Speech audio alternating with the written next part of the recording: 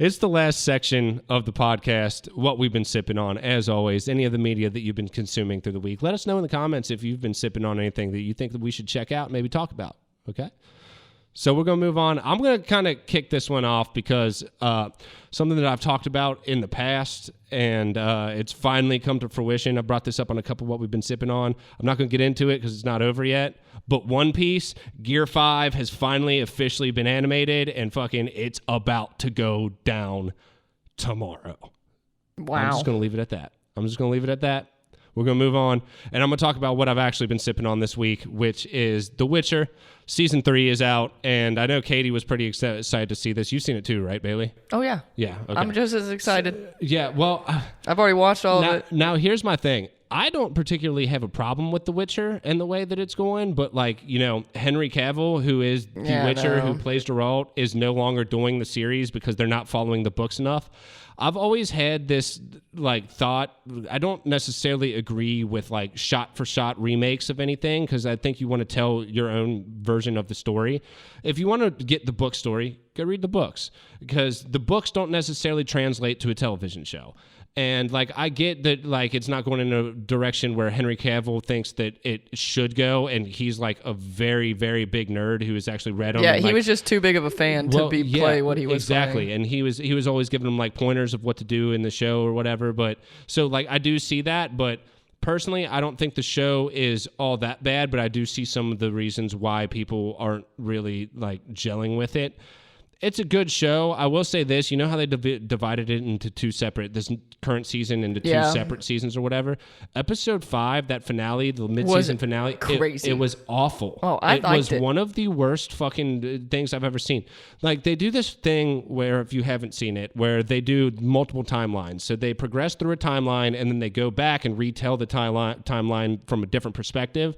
And it's not necessarily a perspective of an individual person. It's just a different omnipotent fucking perspective, and it was really terribly done. It was I liked it. It was very confusing, fucking, and they're not only did they go through it twice and get like the different viewpoints, but they did it a third time, which is just like, why would you do that? It's excessive. So it was too damn much, and it was a lot. I read the reviews, and it pretty much unanimously fucking people said that it was awful. Once you figured out what they were doing, you understood it. It wasn't that confusing. I mean, like the first time they did it, you were like, oh, what the fuck's going on? And then they did it again. You're like, oh, I know what they're doing now.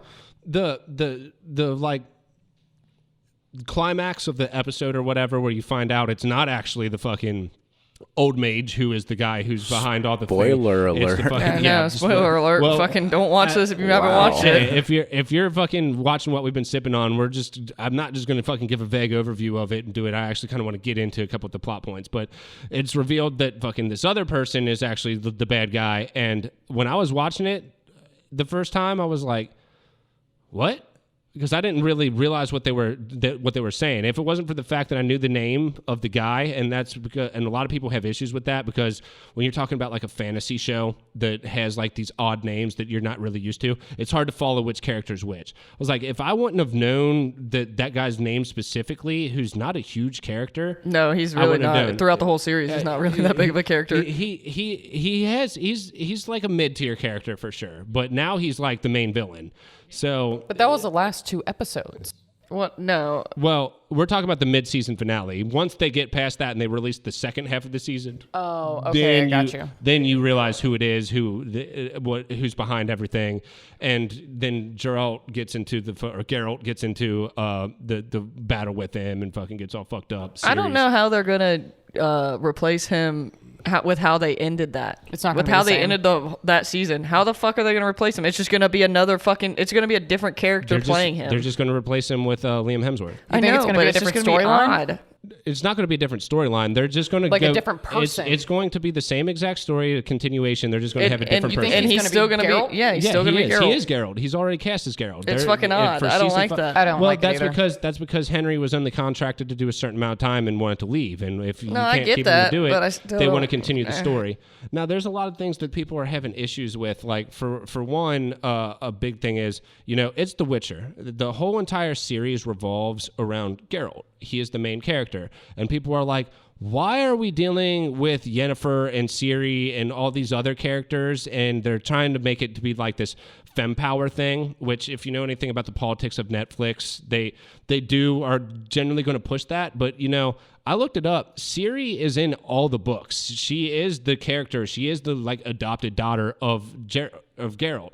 So it would make sense that she would be a pretty focal point of the entire narrative that they're trying to create. And Yennefer is like in the books, the adopted mother, where they kind of get together and do the whole thing. So I'm not really seeing where people are like, yo, fucking, why are they introducing these characters in this way? Why are they making these like the protagonists? They actually are protagonists in the series. Because they have to have something to complain about. But yeah, and people want to see Geralt. I will say this, one of the issues that I do see with The Witcher is like, I do want to see them fight some more monsters, even though that shit gets old. We learned that with The Walking Dead. Like, you can't just have fucking 10 seasons of people just shooting fucking zombies. Like, you need some progressive story to get through it. No, yeah, there does have to be a storyline. Yeah. I mean, and that the books have a storyline.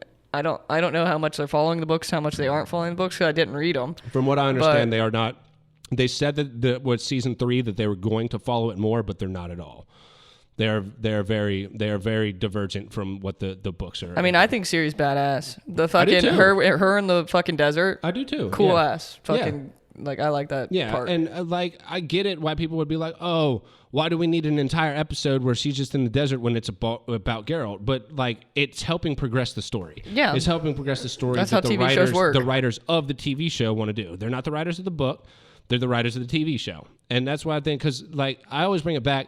You guys know the movie Psycho? American Psycho? Norman Bates Motel. Oh no, I never watched it. I know Alfred Hitchcock, fucking classic 50s movie. I've never watched it. I know the Bates Motel. He did. They had a shower scene where the stabbing a chick in the shower, and they historically it was during color TV, but they made it black and white because the ketchup that they were trying to use for the blood or whatever wasn't mixing in the water in the shower right. So they used chocolate syrup and made the whole entire movie black and white that one scene. Wow. But they made a shot-for-shot remake in the 90s with Vince Vaughn, or early 2000s, and I was watching it and I was like, this is just the same thing that I watched with different characters. I was like, why did they do that? Well, they're doing that with every movie now. Yeah, remakes. But they're not. They're remakes, but they're not. They're remixes. Like I remember King Kong was like back in the day with Jack Black and stuff. People were talking about, you know, oh, it's not close enough of a remake to it. And I'm like, well, one, I don't want to see a shot-for-shot remake. It's a different person's story, but like it's a whole different, it's the same world, the same characters, just a different storyline. Because people in the fucking 50s when that movie is made aren't going to have the retention rate that they would for a newer movie with modern story. You got to keep them interested in shit like that, for sure. Yeah, so...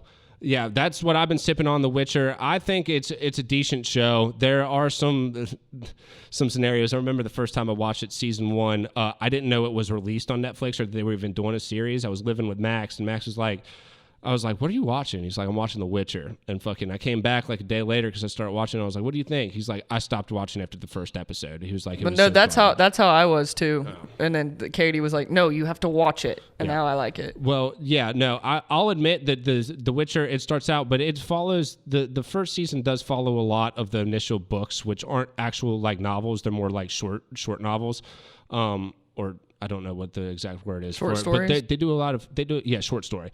They do a lot more introduction of characters and stuff like that. So it's building the world. The second season was where I started picking up The Witcher. And I'm like, okay, now this is where it's at. One thing that I will say about the third season, though, you know, it is an action adventure type thing. There is a lot of violence and stuff.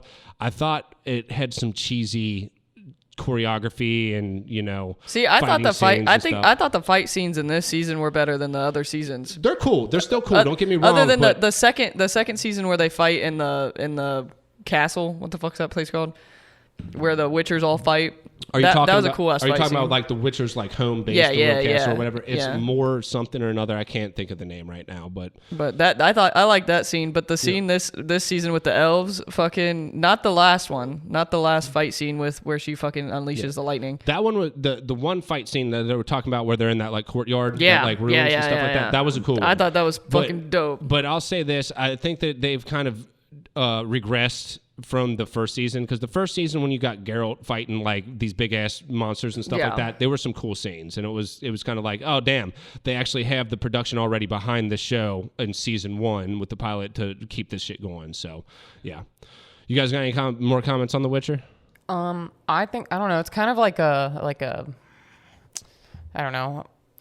I just think it's cool how, or I guess not really cool, but how Ciri, I guess, revoked her powers at the end of the last episode. She didn't revoke her powers. They have the because we didn't see her use any other powers. Yeah, no, she did. That. She said, "I revoke my powers" when she tapped into fire. Yeah. Well, no, the whole thing with that is when you tap into the fire magic that they do, you have to like lose a certain part of yourself. And it was something the chaos. The chaos, exactly. That Yennefer had warned her about doing the fire magic, and she finally, in order to defeat that monster or whatever, she just accepted it and did it. So, but now that she has, the Elder Blood and all that stuff like that, so she might be able to control it. And I've watched walkthroughs of the video games and know a little bit about the lore that it's going to be a little bit different with her. So, but we're gonna get this whole side arc with Ciri that I'm pretty pumped for, honestly. No, I like Ciri. I think the actress that plays Ciri does a good job of playing Ciri. I'll agree with you. Some people don't like it, but it is what it is. And I think her, Yennefer, and Henry Cavill as Geralt, I think they all do really good. Some of the other side characters or whatever can be a little bit meh. But and I don't think it's necessarily the writing. I think it might be the actor or actress, not necessarily. Well, they also this season made fucking the singing dude. What the fuck's his name? Dandelion. I don't know that Dandelion in the video games. I don't know what he's called. The Bard. I can't think of his name right now. They made him fucking gay. They did. And that was an issue that people are having too, because he's like, he's a bard, so he's a performance guy. He's a hoe, essentially. Yeah, I know. And that's the way his character is, but you're right. The whole they made that a big storyline in the middle of the season. You're like, what the fuck? It didn't need to be. Random. And you know the one king of I can't think of the name of the fucking king, the Rona or whatever it is. You know how that trans bitch fucking comes slits his throat. Apparently she's not fucking a character in the books and stuff like that, and people are really pissed because that's the whole like pushing the femdom and this like trans culture and stuff like that a lot of people don't like. And I personally don't think that she's had enough screen time to really justify making those analyses on her yet. I mean, see her a little bit more. I'm curious to what they do with it. She killed the king and fucking had this whole plot. Yeah, because she's not really a character. No, she fucked that black chick, and then she came in and fucking killed him. That's about it. So, yeah, but I'm interested to see where it goes. I know a lot of people fucking aren't about it anymore. No, I like it. I'll still watch it. Then when the next season comes out, the next season doesn't come out until 2025 though. Probably really. I looked it up, and it has to do with the writer strikes and shit. Yeah, I hate how they're doing that with fucking... Well, yeah, it does have to do with the writer strike. I completely forgot about that. We just talked about that in another segment, but... yeah. Yeah, no. Also, I hate how, like, Game of Thrones, we had fucking 2 years waits to get 6 episodes and stuff like that. The amount of production, that's the downside to some of these huge productions that they do. They take multiple years to release another season. Usually they do that for the pilot season because they're not sure if they want to return it to their network or whatever. And then, they end up, now that's like, oh, season 6, you might have to wait 2 years for season 7 and then 2 more years for season 8. So it just is what it is. But I digress. What y'all been sipping on? You want to go, Wallet? Because you've been over there fucking acting like you're sleeping. Shit. Seriously. Which is kind of rude, you've been bro. Sipping fucking on Losers Edition. We're trying to fucking get this shit out. People care about this, bro. Was that incredibly rude? Fuck you. I'm glad that you have diarrhea, you bitch. We talk about you with Godfather of Harlem. Yeah. Godfather of Harlem season 3. I've seen it 80 times. I'm sorry, it's not Dungeons and Dragons or whatever the fuck it is. The Witcher. What was the show that you just mentioned on Game of Thrones? Yeah, it's a Game of Thrones Part 2. Okay, don't talk shit about Game of Thrones. I've not seen one Game of Thrones episode. I'll mute your fucking mic. It's a bunch of fucking dragons flying around. What you been sipping on? Tell me you've seen a dragon. What you been sipping on? Bitch. Let's see. Oppenheimer was fantastic. So those of you who are watching or listening, whatever, go and see it. It's 3 hours, so be prepared. And if you watch the last segment that we just did, we got into Oppenheimer a little bit and how people don't have the retention to even watch a 3 hour movie. Correct, because honestly, they don't have the intelligence level to do so either. See, now if you're talking to me, Have they seen Interstellar? I'm the type of person, like, I don't like movies that are only like an hour and a half, like kind of your standard, because I don't feel like a movie can really tell the fucking story. To the depth that it needs to in an hour and a half. It's just not enough. Let me tell you. Now, with this one, it's a historical thing that they probably could sum up pretty well in 3 hours. Two things. One, there wasn't 1 minute of that movie that wasn't, like, that didn't keep me engaged. Intense, yeah. It was fucking fantastic. Okay. Two, Christopher Nolan blew up a real bomb. Oh, shit. In that film. Wow. Real atom bomb? Like a real bomb of some sort, but yes, he had a bomb produced, and it was real, and he blew it up for this film. And for those of you who don't know, in The Dark Knight, I think it was the second one that Christopher Nolan did, Christian Bale was really standing on the Empire State Building and looking down. Yeah. It always creates a. I know you're going to get pissed. Shit like I know that. you're going to get pissed because people fucking. One of the reasons why people love the original Star Wars series compared to the other ones is because it was all models and puppets and stuff like that. When you have something that is like genuine compared to CGI, it resonates a little bit. Correct. More. Yes. I'm more of a fan of the CGI, but let me ask you something about this, because one of my all-time favorite series of all time, I don't know if you've seen it, but it's a mini series on HBO. It's Chernobyl, and it's the actual events of the whole Chernobyl crisis and stuff like that. Yeah. Very similar type thing with Oppenheimer. And I remember watching the first episode of Chernobyl, and like I'm getting chills just thinking of it. Dude, it was such a fucking magnificent fucking story, and the reason why it resonated so well is because that shit actually happened. Correct. It's not the Dark Knight. It's not some Superman or fucking vigilante hero or someone. Yeah. This shit actually happened. The world was at a standstill while this shit was going on. Yep. And the way it also was very well directed, and some of the shots and scenes that they had. So I'm wondering if there's a comparison. I know you haven't seen Chernobyl, but that's the thing about Christopher Nolan, dude. His films are fucking fantastic. He's a very good director. So like, even if someone doesn't like Batman or DC Comics, yeah. The trilogy that he did were amazing. Amazing. I because agree with you. Dark Knight was an insane movie. Because of how... I don't like all the Batman movies. The Dark Knight, specifically the Dark Knight with the Joker, Heath Ledger. Yeah, yes. Phenomenal movie. Heath Ledger, R.I.P. He made that movie. He would have fucking made sure. fucking so many good movies if he But Christopher Nolan's direction as a director is so, like, there's just something about him when he makes a movie. It's fantastic. Yeah. So Oppenheimer's fantastic. I've been watching Full Swing on Netflix, which is actually a golf documentary. Yeah, it's awesome. Quarterbacks on Netflix. Have you watched that yet? No, I brought it up in the last one we've been sipping on. So awesome. Yeah. I watched the whole thing. Phenomenal. It was fantastic. Stolze's dumbass on the last. Did you watch the last sports podcast? Yes. Stolze was talking about fucking how they because he's got a thing with Kirk Cousins. He fucking hates Kirk Cousins. I know. And I don't necessarily understand why, because the dude puts up top 5 quarterback numbers. But I gained a huge respect. It's debatable whether or not his numbers stand, okay? It's not debatable the numbers. Go on. But I grew a respect for him, and he was like, well, of course. He's like, if you watch quarterback, he's like, they're going to try to make the quarterback look like the shit, like you want to be that job. And I was like, Marcus Mariota was not painted in a good light. He wasn't. He was not. They make it look interesting because they want to keep you engaged. Yeah. So what they think is something that the customer would feel is interesting. And that's what they did very well. Film. You had a quarterback that won fucking the Super Bowl, which was great for the initial season. Correct. Fucking very good for fucking Peyton Manning, who's the executive producer.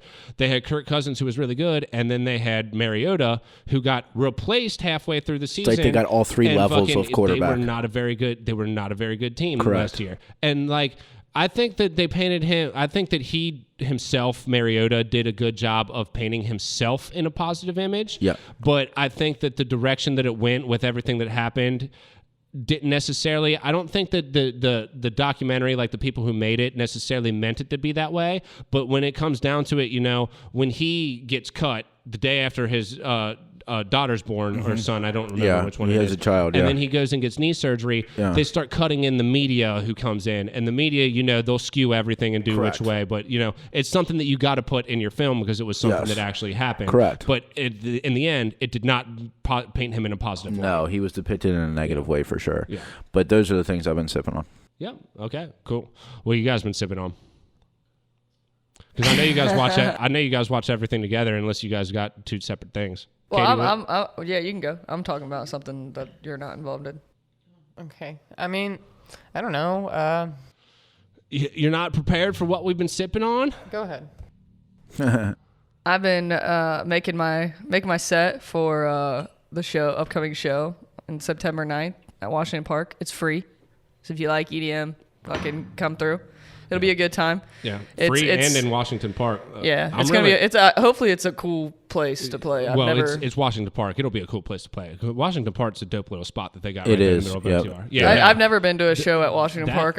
I've walked past it. This is something. Once I saw you post that, I looked at that. I was like, this is something that could finally put the Cincinnati scene back on the map. Yeah, and it's a promoter that he's never done a show. Yeah, it's not the same old fucking promoters doing the same old places and the same old DJs, because we don't have the fucking main headliners and stuff like that. It's fresh. Yeah, it's something fresh. It's something new. The two other DJs, I have no idea who they are. I've never met them. One of the DJs is another woman who is from Chicago that he must be friends with, that he just asked to play. Yeah, but is this EDM? Yeah. Is it all EDM? Well, they're all DJs. Yeah, it's all EDM. Gotcha. It's all different types of EDM. Gotcha. But it has to be kid friendly, so it makes making the set a lot harder. Really? But no, this will probably be my last red line set. I don't know why it would make it harder for you, because you don't have many lyrics in your mixes and stuff. Yeah, I do. I mean, sometimes, but with the EDM, like.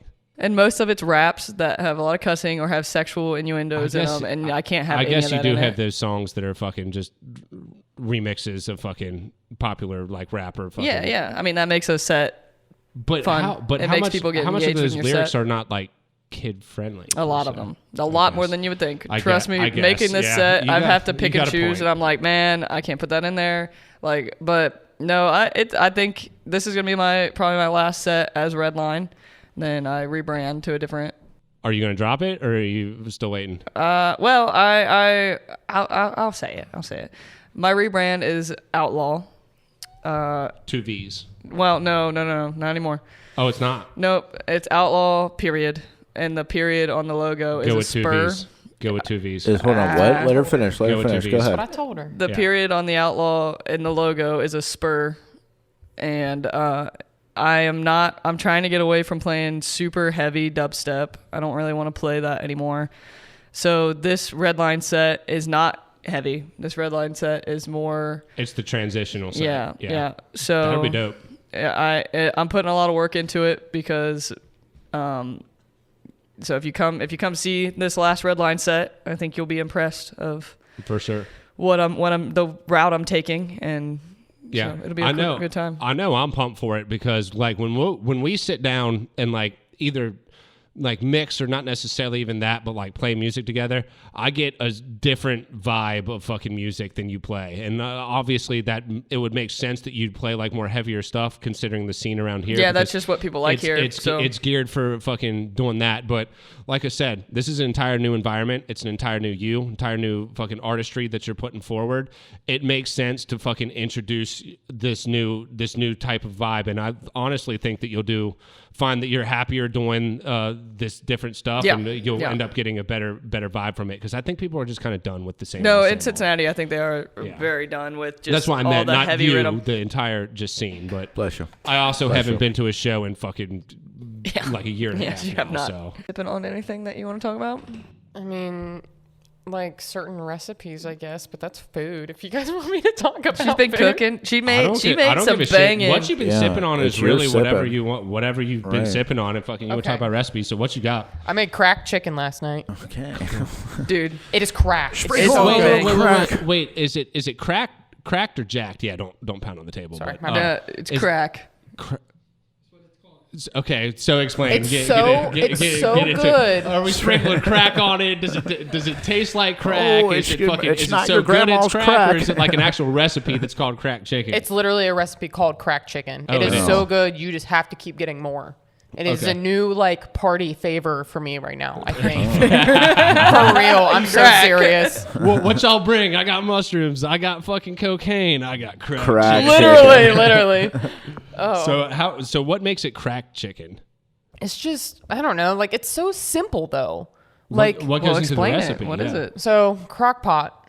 And then you have like 2 to 4 chicken breasts if you want to do a bigger serving. Then you do chicken broth. I choose chicken stock because it's more flavorful. And then you do a packet of ranch seasoning, a package of cream cheese. Max is going to hate you. It's very... it's very white people food, Yeah, but it's yeah. banging, man. Hey, I like white people food. And then I made my own bacon, cut it up, put it in there, did a bunch of cheese. So it's kind of like a green chicken. onions. It's kind of like a chicken bacon ranch type thing. I'm getting Yeah, but there's just no tomatoes. And there's no ranch. Yeah, chicken there's bacon. there's chicken ranch bacon. seasoning. It's just You chicken said and ranch bacon. seasoning. So Oh, you put ranch seasoning in there? Yeah, Oh, whole I time. didn't know that. Yeah. It doesn't taste like ranch. and also, you don't need So tomatoes in the chicken bacon ranch. It's chicken don't. bacon ranch is chicken Yeah. bacon. But ranch. it doesn't this- taste like chicken bacon ranch. This you can put on a hamburger bun, or you can just eat it with like chips, like regular dip. So kind of like a pulled pork type thing. But it's pulled chicken. Yeah. Like it's all shredded chicken. Pulled chicken's the shit. No, There's this it's place. so good. There's this place by in Sharonville. They shut it down when I was working at Allied Window. There's a spot right up the street. You go up, take a corner. It's like 3 2-minute drive. It was called Jim Dandy's. Best pulled chicken and pulled pork I've ever fucking tasted, man. They shut down. I don't know why. They have another location, so that one might be is still open. But I'll that's the type of barbecue that I like. If I go get barbecue, I want to get like a pulled chicken, pulled pork, something like that. Yeah. Real slow cooked type shit. So yeah. No, that's what it is, slow cooked, because it's in a crock pot. I will have it at my parents' house though Today, Yes. yeah. I have So like you half get to left try over. I'm gonna so have to try it. Can I put my dick in it? I might make it better. It's so good that you Stir have it to around put, a few times. Probably will. Probably yeah, will. because of It's his now dick crackhead cheese. chicken. Add more cheese to it. Gross. You just find some clumps in there, like, Is that mozzarella? no, didn't put No. any mozzarella in it. It's calm. It's cold. It's been episode 64. Unless you guys got something else. Is you it wanna talk 64? about. This has been episode 64. Yeah. Oh, Yeah. wow. We've been doing this gearing for a up for while. episode 69. I say we throw a party for the one for 69. I'm down. I say we have dildos on the table. That'll be the one that we do Okay. outside. It'll probably be around fucking fall Yeah. too that we can go out there. Oh, yeah. Blessed be the We're burrow. gonna be ready. Fucking Ooh. y'all ready to see an orgy on camera? Because it might just Yeah. Hey, if the weather's right, it's got to be good weather. The weather's always right. Yeah. But this has been episode 64 of Your House, Our Rules. Peace.